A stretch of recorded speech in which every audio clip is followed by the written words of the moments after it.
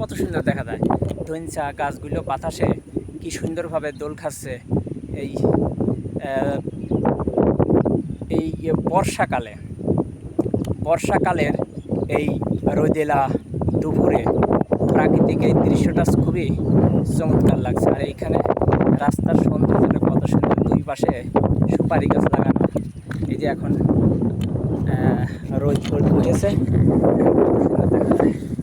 চমৎকার লাগছে, নড়াচড়া করছে। এই দৃশ্যটা দেখতে ভীষণ ভালো লাগে।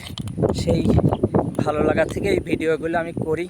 এটা খুবই যে জ্ঞান অর্জনের জন্য তা না, স্রেফ একেবারে সৌন্দর্য পাওয়ার জন্য, সৌন্দর্য উপভোগ করার জন্য এবং প্রাকৃতিক দৃশ্য দেখে কে কিছুটা আনন্দ দেওয়ার জন্য এই ভিডিওগুলো আমি ধারণ করে থাকি। আপনাদের কেমন লাগলো কমেন্টে জানাবেন।